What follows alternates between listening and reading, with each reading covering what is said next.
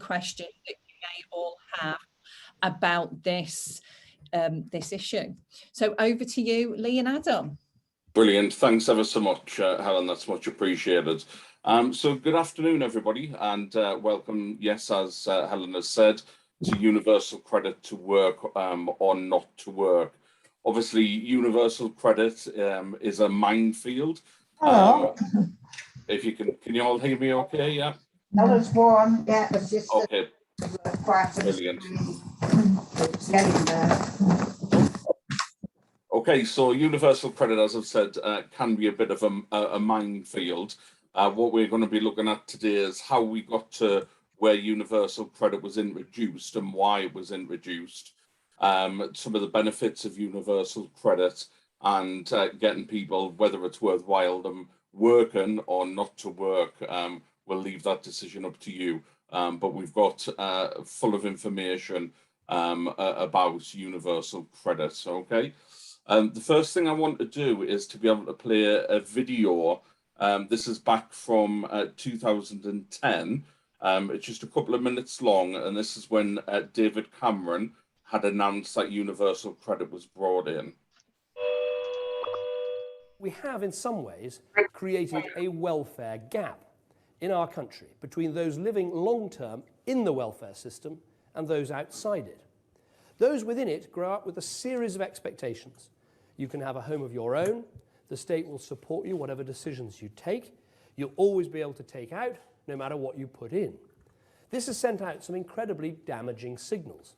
That it pays not to work, that you're owed something for nothing. It gave us millions of working-age people sitting at home on benefits even before the recession hit. It created a culture of entitlement, and it's led to huge resentment amongst those who pay into the system because they feel that what they're having to work for, others are getting without having to put in the effort. The system is saying to these people, can't afford to have another child? Tough, save up. Can't afford a home of your own? Tough, live with your parents. Don't like the hours you're working? Tough, that's just life. So there's a real welfare gap that exists in our country, and we have to admit that and try to deal with it. Now, when we look at how we got into this mess, we can go back in time and we can see a lot of good intentions. Why does the single mother get the council house straight away when the hard-working couple have been waiting years? Well, because governments and local councils wanted to make sure that children got a decent start in life, so mothers were given priority for council housing. Why do we have people on big salaries still living in council houses? Well, because governments wanted social housing to support hard-working people, so the eligibility criteria were set quite wide and the tenures were set long. Why has it become acceptable for many people to choose a life on benefits? Well, because governments wanted people to give people dignity while they're unemployed, and while this clearly is important, it has led us to the wrong places, to job seekers being called customers instead of claimants, and to conditionality on benefits being set at a bare minimum. Now, as well as the good intentions of government, there was also an assumption of trust at the heart of the system, that people would naturally do the right thing, that they would use the system when they fell on hard times, but then work their way out of it. This may have worked when the welfare state was born, when there was a stronger culture of collective responsibility in our country. But as I've argued for years, the welfare system has helped to erode that culture. From the couple told they'll get more benefits if they live apart, to those who knew they'd earn more by signing on than going out to work, time and again, people weren't just allowed to do the wrong thing, they were actively encouraged to do so. Okay, so that's just a little bit of a snippet of David Cameron's video as to why the government wanted to bring in universal credit at the time. So they basically said that radical reform was needed and the existing system was a mess, and it was a bundle of often contradictory benefits assembled over the years, and it kept people in the same kind of loop and didn't allow them to get out of it. And David Cameron's favourite kind of phrase that was picked up from his conference back in 2010 was that he wanted to make work pay, and we keep hearing that phrase. Now, my colleague Adam is just going to go into a little bit more detail of some of the kind of things that were introduced over the last couple of years to do with universal credit, things like the two-child policy and the council bedroom tax, etc. as well. So I'll hand over to Adam now. Thanks, Adam. Thanks, Lee. Yeah, so a really good question is, how did we get to universal credit? So we'd had the austerity period and we had the massive benefit change that came into effect mostly around 2017, but it had been on the cards for a while, and it was starting to get put together way back in 2010. So Ian Duncan Smith was one of the architects of universal credit, and he set out on the project to reform the welfare system. And the language that they used was, it was a mess. It was a bundle of often contradictory benefits that had been assembled over the years and had been categorized, and they were trapping people in the system and often in poverty as well. With universal credit, what their aim was to sweep all that away and to replace it with a system that allowed people flexibility to change their situation in what was supposed to be a low risk way. Now, you heard David Cameron speaking there, and as part of that speech, he mentioned that it wasn't fair that many people in the welfare system weren't contributing and they were expecting to take out of the system. So he stressed that from every £1 in 8, it was being spent on working welfare age people, and the figure was twice as much as what was being spent on the UK's defence at the time. So as I mentioned, the slogan very much was making work pay.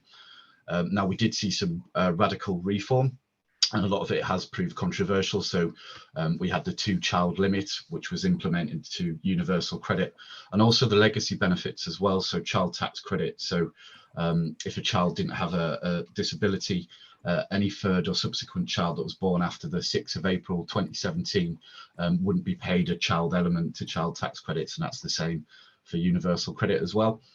We also have things such as the bedroom taxes as well, which has caused a lot of issues for people in housing and the local housing allowance. And also we lost disability living allowance for adults as well, and it was replaced by attendance allowance for people over pensionable age, and for working age claimants with a disability or a long-term health condition. We had personal independence payment, which again we know hasn't run smoothly for a lot of people. So in addition to this, the Trust did quite a lot of research, and they found that they saw a 52% increase in demand for the food bank assistance in live service universal credit areas 12 months after the rollout. So there was a pattern developing. And also because 1 in 4 people were struggling with the application process to claim universal credit, Citizens Advice actually had to start the help to claim service with funding for the government. So 1 in 4 people weren't getting a payment within 5 weeks because they were actually struggling with the application process. These issues still continue to be a problem. And again, we've got, which a lot of you will have seen in the press lately, about the loss of the £20 uplift to universal credit, which is going to come into effect at the end of this month as well. So we've got the rise in the energy cap and the job support scheme coming to an end. So again, a lot of campaign work going on, but it looks like that's going to come into play still. So when it comes to the principles, if we just move on to the next slide, Lee, of universal credit. So it's very much to incentivize people getting back into work. And there's many features when it comes to universal credit that are there to simulate the working environment. So these include the benefit being paid in 5-week arrears to kind of simulate getting paid sort of working a month in hand. Also the assessment period, where your partner's income and your partner's income is looked at, and your own income, sorry. The assessment period is over a month, where with legacy benefits it was over a year. So it's kind of, when you're getting paid monthly, it's simulating the working environment as well.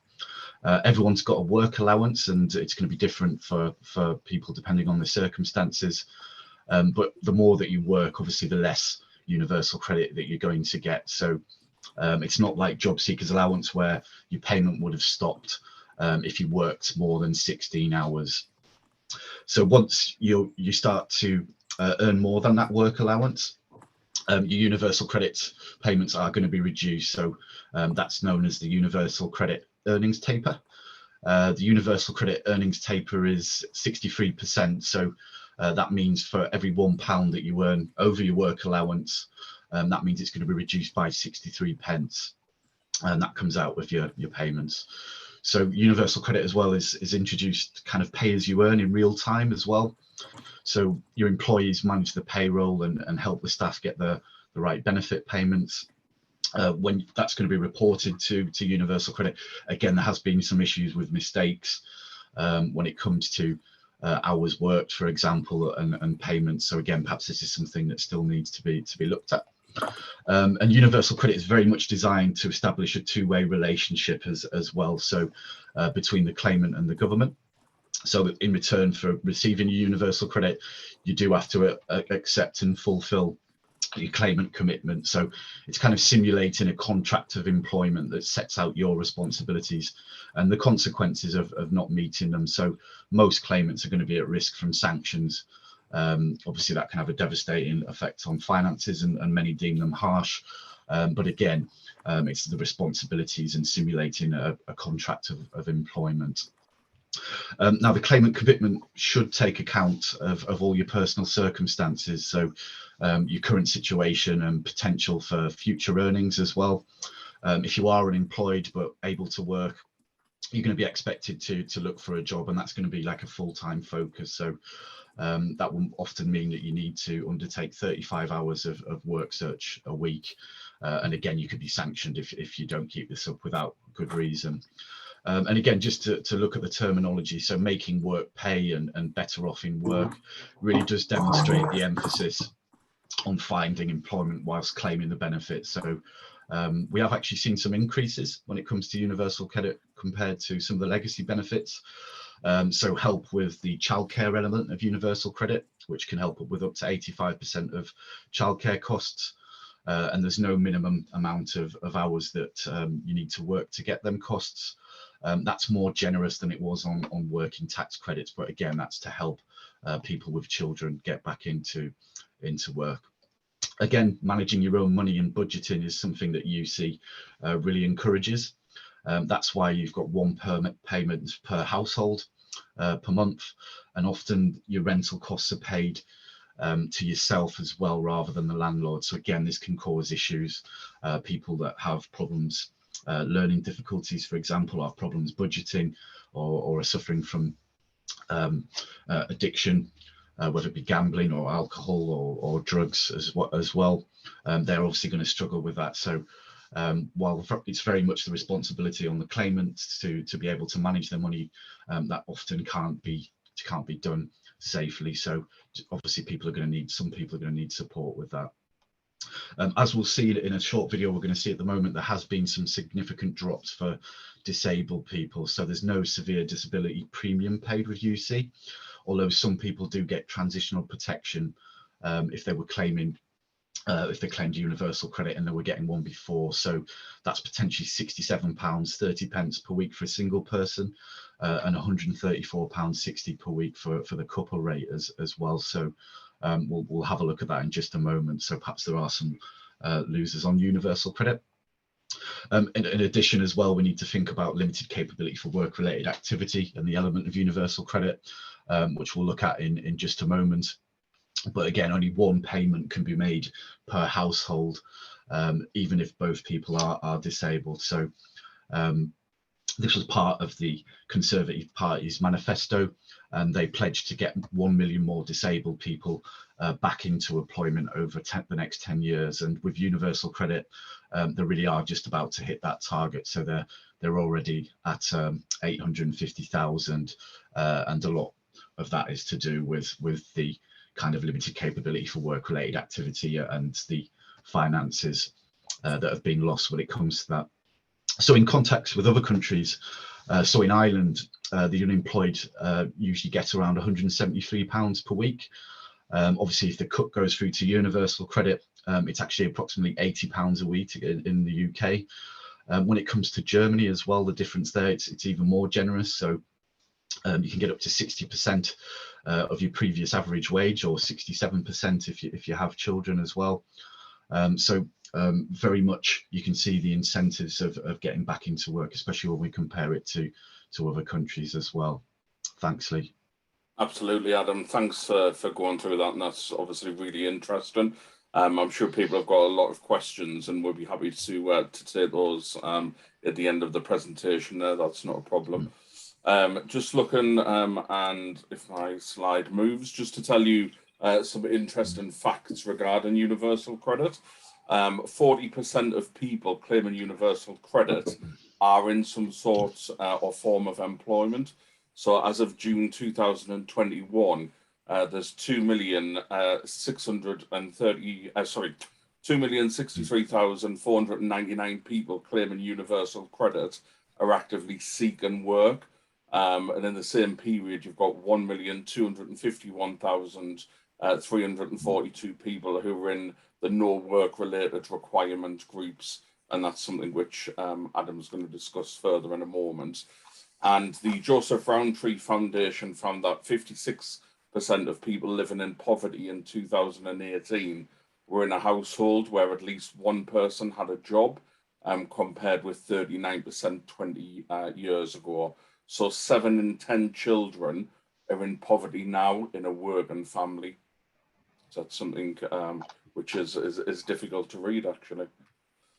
Okay, so over to Adam just to talk a little bit more about the conditionality groups. Thanks, Adam.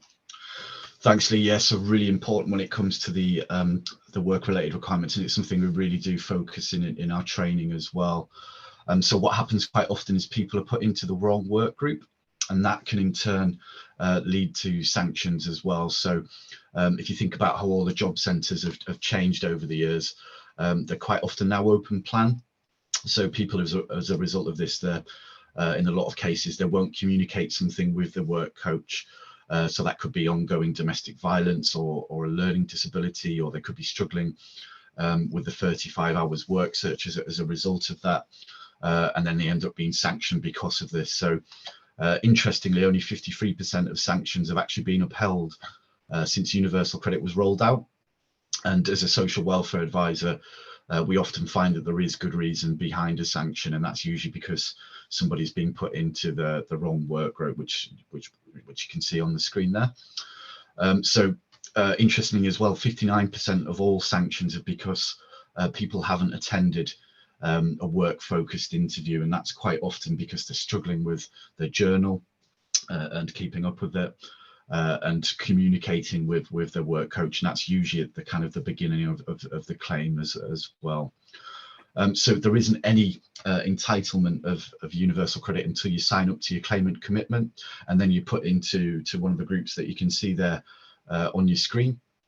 As you can see, with people that are in the no work related requirements group, there's a lower figure than people that are in the all work related activity group. With the all work related activity group, you'd be expected to kind of have 35 hours work search in most cases, which in essence is kind of a full-time job, isn't it?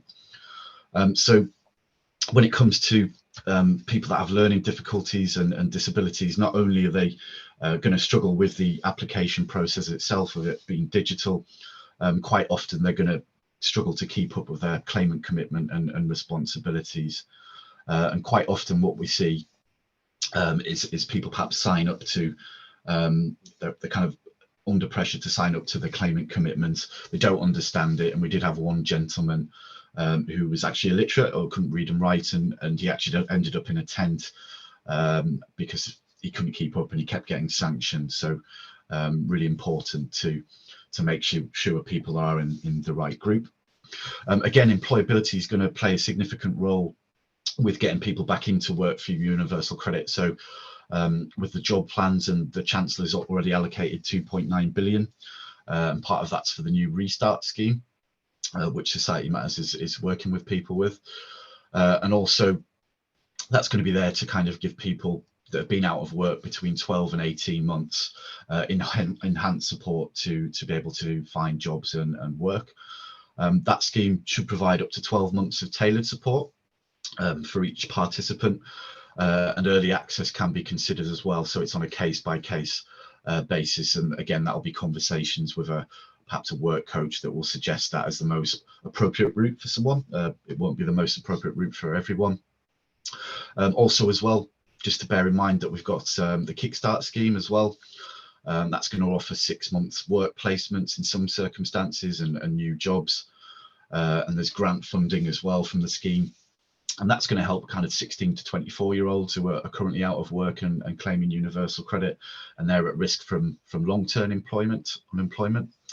The government as well is also heavily invested in apprenticeships and financial incentives for businesses to take young people on. So we've got things such as industry placements and T-levels.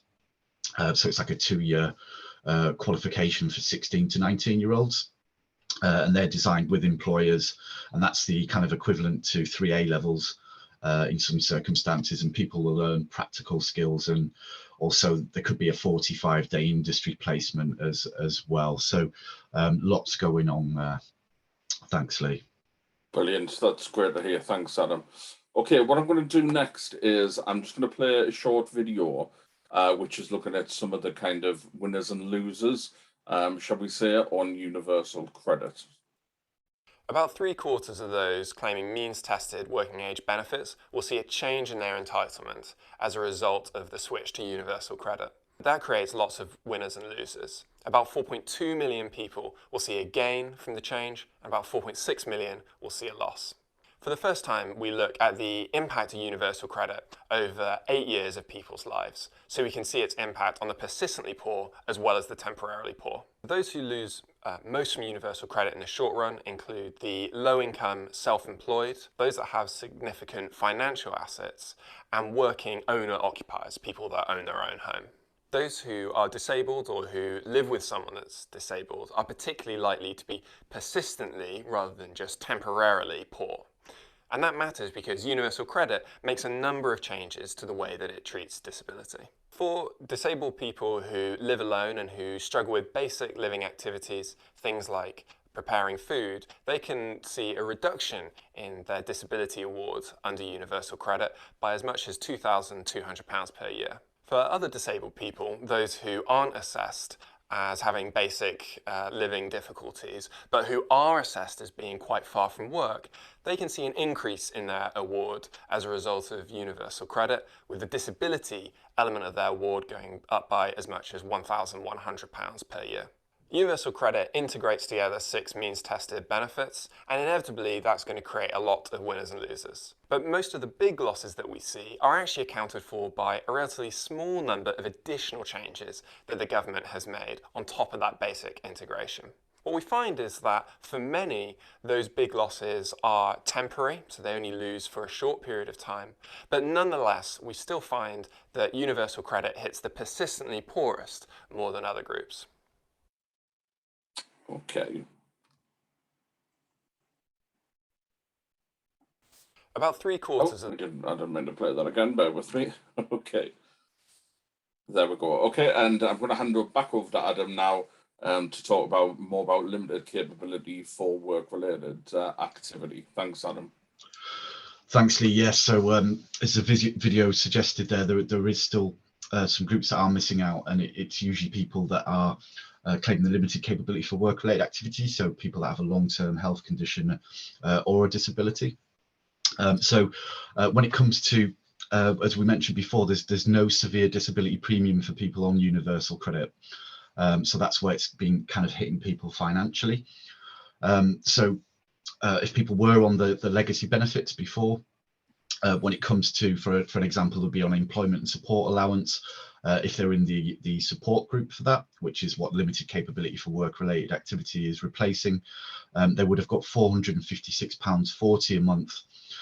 Then they would have got the severe disability premium added on top, which would be £269.20 a month. So a person that's on the limited capability for work-related activity element of universal credit, as you can see on the slide there, they only get a set £343.63. So that's quite a big reduction. That's £381.97 over a month. So again, this is part of the incentive to get people that had a disability back into work. As we mentioned earlier with the Conservative manifesto, so it pledged to see 1 million more disabled people into employment over the next 10 years, and they're well on track for that. Obviously, we need to bear in mind that many people with a disability or a health condition will be unable realistically to sustain getting back into work, or whether that be kind of permanently or temporarily. Again, the problem for many people is a process. So we have a 3-month assessment period where the claimant's not entitled to the limited capability for work-related activity element for most claimants. And we've seen cases where people who have severe disabilities are put into one of the wrong work conditionality groups while that assessment period is processed. So you have to bear in mind the person, if all's gone well with the application process, is still going to have a 5-week wait for the first payment of universal credit. So 1 in 4 people are going to have a longer wait due to struggling with the application process. And again, these are often people with disabilities or long-term health conditions as well. People will have to fill in the UC50 form as well, which is quite lengthy and complicated. And to watertight that case, you'll be expected to provide supporting medical evidence as well. And quite often, if you don't understand the terminology the DWP are looking for, you're kind of already at a disadvantage as well. You will be expected then in most cases to attend a work capability assessment. So during COVID, most of these have been over the phone, and some people have said that's been an advantage to them because, for example, they've got anxiety and they struggle to leave the home. And other people have said that it's been, you know, a bit of a hindrance as well. So people with physical health conditions, if the assessor had seen them physically, you know, for example, struggling to get in the room, the assessment centre, they feel they've been disadvantaged because it's been over the phone. Again, we see many people told they've got limited capability for work rather than limited capability for work-related activity. That's going to mean for most people they're not going to get anything extra on top. It just means so they won't get the £343.63. It just means that they won't have as many work requirements, so they won't be doing 35 hours work search, for example. So again, it takes time to challenge decisions, and this can have a really bad effect on people's health and mental health as well. I did have a person that was waiting recently 2 months for a decision for limited capability for work-related activity. They've been assessed as being fit for work, and they had severe mental health issues, and that mental health really did get a lot worse and deteriorate while the process was going on as well. So the client actually became suicidal. So the process perhaps does take too long, and again perhaps needs looking at again. So as a whole, perhaps people that work part-time and have children have benefited kind of the most with extra help with universal credit, with the childcare element as well, and perhaps people that work part-time and are juggling care responsibilities and getting the carers element. So Disability Rights UK have found that 4 million people with disabilities in the UK are living in poverty, and in total 7 million people in poverty are either a disabled person or they actually live with a disabled person. So that's nearly half of all of people in poverty in the UK. So it's really clear that there is some work that still needs to be done. Thanks, Lee. Brilliant, that's great. Thanks, Adam. Okay, so that brings us to the end of our presentation, and opens us up to the floor to the fact that, does anybody have any questions at all related to what we've gone through this afternoon? Right, we'll just give everyone a moment to pop their questions in there. I'm sure there will be, Lee. My experience of whenever we talk about universal credit says that there will be questions. So it's a great opportunity while we've got some experts on hand to answer those. While we're giving everyone time to type, I can see Lizelle, I hope I've pronounced your name right, has joined us as a career coach in London from Catch 22's Bright Light programme, working with care leavers, and she's interested in UC as it relates to care leavers, especially those with young children under 2 working more than 15 hours per week. So, and it's Lizelle has asked, you talked about grants through Kickstart. Are these for employers only? Yes, so with the grants, they will be going to the employers. It's kind of an incentive to take people on. However, there are other grants available, which quite often people don't realise when it comes to people getting back into employment. So, for example, I did have a gentleman recently who was a joiner, and he lost his job, and he had a really good work coach who was really supportive, and he wanted to get into the fishing industry, and his work coach actually managed to sort through his work preparation, that he went on quite a few quite costly courses, which the DWP paid for. So I think the total cost was around £6,000, and he's actually doing really well as a fisherman now as well. So we do really encourage claimants to actually go to their work coach and propose what they would like to do, rather than sitting in and just doing the 35 hours work search and perhaps going for jobs that are unrealistic to what qualifications or background that they have as well. As work preparation is a really important part of getting in. Also, they can look at paying for travel costs to interviews, and some cases suits for interviews as well. Obviously, it's not going to be an Armani one, but they do help with costs with people that are on a low income as well. So there is help with that as well, if that makes sense. But yeah, when it goes to things such as the Kickstart, that's for the incentive for the employers to take people on, and quite often it's the younger age group who have suffered a lot during the pandemic with job losses. That's interesting, Adam. Lizelle says this care leaver is on Kickstart and can't afford childcare, so wants to give up. So it's disappointing, isn't it? Yes, absolutely. And I'd certainly double check with the care leaver if they would have been entitled to the childcare element while they've been doing it, and just to get a full benefit check, especially when there's been a change in circumstances. It's always worth. There is other childcare support that the government perhaps could put in place in the meantime, but I definitely recommend perhaps getting in touch with the local citizens advice to find out with that one. Brilliant, thank you. We've had another question from Amanda. Parents are allowed to earn a certain amount before the 63% kicks in. Do you know how much that is? So it's going to be very different for every single person. And it's going to depend on circumstances as well. So there's quite a lot that comes into play, whether obviously a person has a disability, whether a person has children as well and childcare responsibilities. So it's not just when it comes to the taper rate, it does take the whole household into context when it comes in. So it can get quite complicated. So the best thing that I would recommend there again would be a full benefit check, because that will take into your savings, your capital, what your earnings are, and also your partners as well. Absolutely, universal credit is means tested, and it depends what you earn every month as well. There are benefit calculators as well, such as the Turn to Us, but I wouldn't be able to give you a set work allowance because that's different for everybody, if that makes sense. Brilliant, thank you, Adam.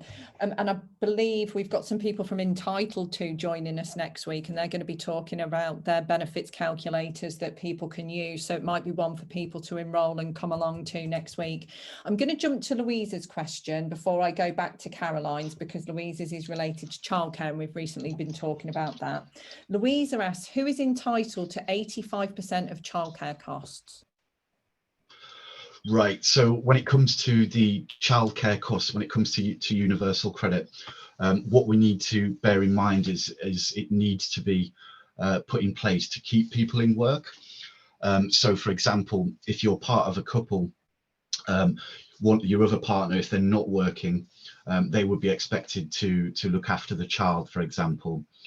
Also, just to bear in mind as well, obviously, universal credit is means tested. So once we get over the £16,000 mark when it comes to savings and capital, it's very unlikely that you'll be entitled to universal credit, and that'll include the childcare element as well. We need to think about earnings as well, and what the taper rate is for that, and if that's going to have an effect. What we need to bear in mind as well is there is circumstances where if you are part of a couple, for example, and the other person isn't working, but they have a disability, which means they wouldn't be able to look after the child safely, or they have limited capability for work-related activity, then that family could still get the childcare element of universal credit. What I would definitely recommend doing as well, Louisa, is using the Turn to Us benefit calculator, or getting a full benefit check, because that will be able to work out your childcare costs when it comes to the individual that you might be working with. So again, it does depend on circumstances, but it is more generous than child tax credits and the working tax credits and the element that of childcare that we used to get with that. So it is higher than that. That's one of the successful things we've seen with universal credit. Thanks, Lisa. Okay, so question from Caroline. Can I ask, if people take a temp job over Christmas, does the universal credit system catch up, or as it works in arrears, do they have to file an application again once the job is completed? So a temporary job, yeah, really good question. So your income, again, it will still be reported. So while it might not come into effect that month when it comes to Christmas, it will come in the month afterwards, depending on how many weeks that you were working, for example, and how much that you earned as well. So again, as soon as you start to work, that taper rate comes into play at 63%. So it would depend on how much that you earned, whether it got over that taper rate, what your work allowance is as well, and if you obviously your partner's earning. So again, yes, it would affect your universal credit, but it does totally depend on how much that you do earn. But all earnings will be taken into account when it comes to universal credit. Excellent, thank you for that, Adam. We haven't got any more questions in at the moment, so if anyone does have any more questions, please pop them in right now. This is an opportunity to pick Adam's brain and put him on the spot. He's very good at answering these questions on the spot. And he enjoys it, doesn't he, Lee? Absolutely. Okay, so I will just see, oh, here we go. Joanna is asking, does doing an apprenticeship affect your universal credit? Again, it would depend on circumstances. There's a few things that it could affect. So, for example, in some circumstances, if you were to take on an apprenticeship, your parents, if you were still living with them, it could affect whether they get the child element of universal credit for you, if that makes sense. Sometimes it can be paid up until you're aged up until 19, depending on circumstances. Most people think it's up to 16, but if you're doing A levels, it just depends on income and how much that you do get. So again, it does depend on quite a lot of things when it comes to apprenticeships. Now, if it's the person who's doing the apprenticeship themselves, if they're estranged from their parents and they're living alone, potentially that would prevent them from having to be in one of the work groups. So they wouldn't be expected to do 35 hours work search. That would affect their job, if that makes sense. There would be less of the money taken away from them as well, because obviously they would be earning less when it comes to an apprenticeship. But again, it totally depends on circumstances. If that person's still living with their parents, if they're estranged from their parents as well, and if they do have any other income and savings coming in at the same time. So I see here, Joanna's popped in here that she's, the sort of circumstances here would be an adult, someone that's an adult, so living in their own home, and they're doing it to improve their skills. So that would be something that would have to be agreed with the work coach, and that's something that should be put into the claimant commitment as well. Effectively, that would be something, basically it needs to be something that's guaranteed to get you in gainful employment is the terminology that DWP use. So my argument would be, if you were to be doing an apprenticeship and that was specialised, the work coach should absolutely be taking that on board, as that's something that would be likely to get you into employment, obviously depending on the industry, and if you've got a sympathetic work coach as well. But that's absolutely something that I think would stop someone having to do the full 35 hours work search as long as they stuck to the conditions of the apprenticeship and kept their work coach updated about their progress, and it's likely to get them in gainful employment. I don't see an issue with that at all. I think that's totally fair. Brilliant, thank you, Adam. So Russell asks, so universal credit is only eligible to help with 2 children?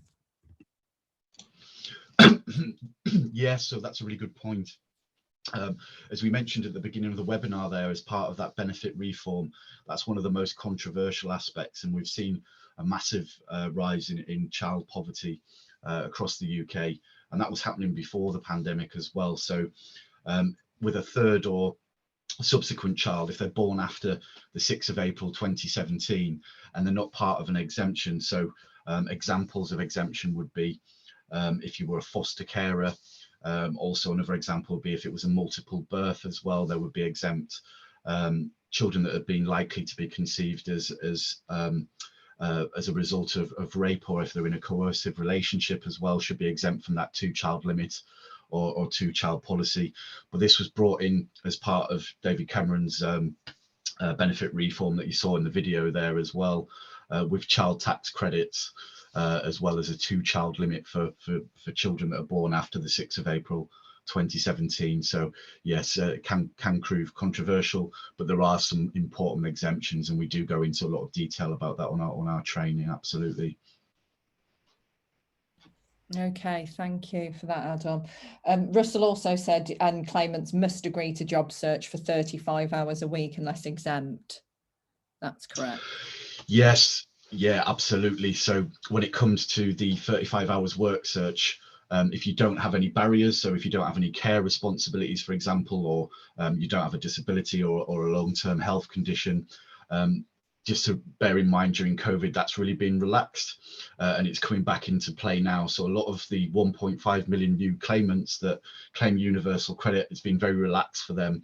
And now as the job centres reopen, obviously they've got that 35 hours work search, and I expect to see a rise in sanctions. So if you don't have any barriers, and that does need to be evidenced as well, Russell, as well. So there will be checking on every job that you apply for, how long that took, what the responses are as well.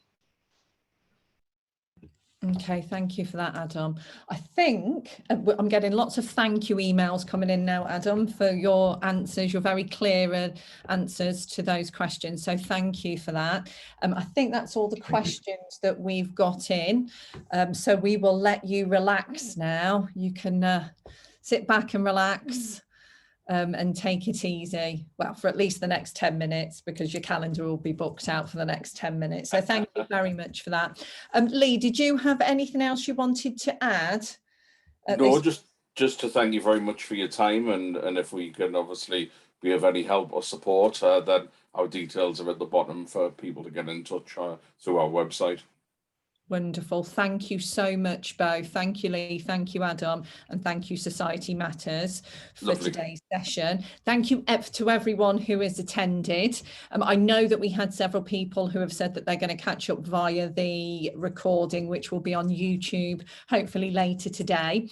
So thank you very much. I can see lots of people now saying thank you in the chat, and that it's been a really informative session, which it has. So thank you both for that, and thank you all for coming. And thank you, Phil. I've seen Phil is here today, and Phil will be joining us next week for another session looking at universal credit.